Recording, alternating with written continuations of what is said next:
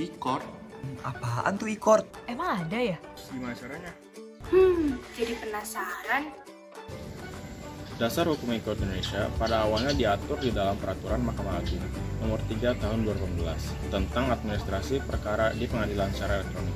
Namun peraturan ini masih terdapat beberapa kekurangan, lalu dicabut dan digantikan dengan Peraturan Mahkamah Agung Nomor 1 Tahun 2019 tentang administrasi perkara dan persidangan di pengadilan secara elektronik. Lalu tentang petunjuk pelaksanaannya diatur di dalam Surat Keputusan Ketua Mahkamah Agung Nomor 129/KMA /SK/Romawi 8/2019 tentang petunjuk teknis administrasi perkara dan persidangan di pengadilan secara elektronik. Court adalah sebuah instrumen pengadilan sebagai bentuk pelayanan terhadap masyarakat dalam hal pendaftaran perkara secara online, pembayaran secara online, pemanggilan secara online, dan persidangan secara online. Pengguna e-court terbagi menjadi dua, yaitu pengguna terdaftar dan pengguna lain. Pengguna terdaftar yaitu advokat. Advokat diverifikasi di pengadilan tinggi tempat ia diambil sumpahnya. Syarat berkas yang harus dipenuhi yaitu KTP, kartu advokat, dan berita acara sumpah. Dua yaitu pengguna lain, bisa perseorangan, badan hukum, kuasa insidentil, dan pemerintah. Pendaftaran dilakukan di pengadilan tingkat 1. Penggunaan hanya terbatas pada penggunaan tertentu, jadi hanya untuk 1 kali persidangan dan maksimal jangka waktu mengakses 14 hari setelah putusan dilaksanakan. Ruang lingkup e-court ada e-filing, e-payment, e-summoning, dan e-litigation. E-filing. E-filing adalah pendaftaran perkara online dilakukan oleh terdaftar sebagai pengguna terdaftar dengan memilih pengadilan negeri, agama, atau BUN yang sudah aktif, melakukan pembayaran e-court, dan semua berkas pendaftaran dikirim secara elektronik. Itulah kenapa disebut e-filing. File itu dokumen gitu. Nah, terus setelah e-filing tadi, kita lanjut ke e-payment. E-payment ini setelah kita e-filing, terus kita akan dikasih taksiran panjar biaya untuk membayar melalui saluran elektronik seperti M-Banking, BNI, BCA bisa, dan lain-lain. E-summon ini kalau dulu kan pakai motor gitu kan, terus diantar suratnya, tapi itu kan makan biaya, makan tenaga kerja. Jadi dengan e-summoning kita bisa dikirim lewat email. Terus ada e-litigation. Nah, ini maksud e-litigation ini persidangan secara elektronik. Persidangan secara elektronik ini sidang bisa dilakukan secara online. Misalnya kita bisa menerima replik, duplik, saling mengirim replik duplik, terus ada kesimpulan dan jawaban dari pengadilan. Nah, sekarang aku akan menjelaskan bagaimana sih caranya mendaftarkan perkara secara online bagi para pencari keadilan. Simak bahasannya. Hal pertama-tama yang harus dilakukan adalah memasukkan password dan username yang telah terverifikasi pada halaman utama e-court.mahkamahAgung.go.id. Kemudian, setelah telah masuk ke laman akun, pilih pendaftaran perkara, pilih jenis perkara, lalu tambah gugatan.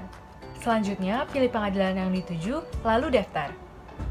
Langkah selanjutnya adalah pengisian data penggugat dan tergugat, lalu pencet simpan. Setelahnya adalah upload berkas dalam bentuk format file PDF dan juga dokumen atau RTF. Jangan lupa untuk upload berkas awal berupa KTP dan juga buku nikah. Langkah selanjutnya adalah penghitungan SKUM, checklist 7, dan lanjut pembayaran. Lalu selanjutnya akan tampil nominal yang harus dibayarkan beserta dengan nomor pembayaran panjar perkara dari gugatan yang telah diajukan. Nah, pada aplikasi e-court ini, proses pembayarannya akan terasa lebih efektif dan efisien. Karena apa? Karena proses pembayarannya dapat dilakukan dengan SMS banking, internet banking, dan juga transfer ATM. Jika proses pembayaran telah selesai dilakukan, maka status pembayaran akan berubah secara otomatis menjadi sudah dibayar. Kemudian, setelah semua rangkaian tersebut selesai dilakukan, para pencari keadilan akan mendapatkan nomor perkara melalui email pengguna. Nah, namun ada beberapa hal yang harus diperhatikan nih viewers, bahwasanya akun e-court bagi pengguna non-advokat ini hanya bersifat sementara dan hanya dapat dilakukan untuk satu perkara saja. Selain itu, setelah 14 hari pasca putusan, akun ini sudah tidak dapat lagi digunakan untuk mengakses data perkara. Dan jika ingin menggunakan kembali akun tersebut, maka para pencari keadilan harus mengaktifasi kembali ke kantor pengadilan. Lalu bagaimana ya cara membuat akun e-court bagi pengguna lain selain advokat? Simak bahasannya ya. Hal yang pertama kali dilakukan adalah dengan mendatangi langsung kantor pengadilan. Kemudian, mengambil antrian pojok e-court. Kemudian selanjutnya menunjukkan bukti identitas kepada petugas pojok e-court. Lalu pengisian form pembukaan akun. Pada tahap ini, petugas pojok e-court yang akan mendaftarkan diri para pencari keadilan sesuai dengan formulir yang telah diisi. Setelah terverifikasi, para pencari keadilan akan menerima notifikasi via email untuk login akun e-court. Nah teman-teman semuanya, sekarang kita mau cari tahu apa aja sih kelebihan serta kekurangan dari aplikasi e-court ini.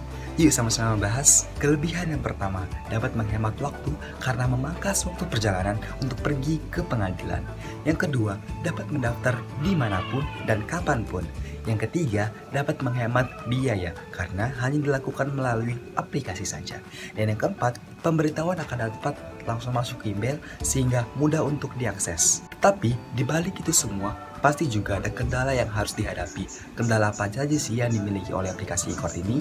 Kendala yang pertama, server e-court tidak dapat dijangkau dengan lancar dan cepat pada waktu tertentu. Kekurangan yang kedua, verifikasi akun oleh pengadilan tingkat banding memerlukan waktu sampai dengan 7 hari. Kekurangan yang ketiga sekaligus kekurangan terakhir adalah pembayaran melalui virtual akun bank, sementara pengadilan-pengadilan memiliki kerjasama dengan bank-bank yang berbeda, sehingga memerlukan banyak sekali rekening bank. Untuk info lebih lanjut, bisa dilihat di e-court.mahkamaagung.go.id. E-court, the Electronic Justice System.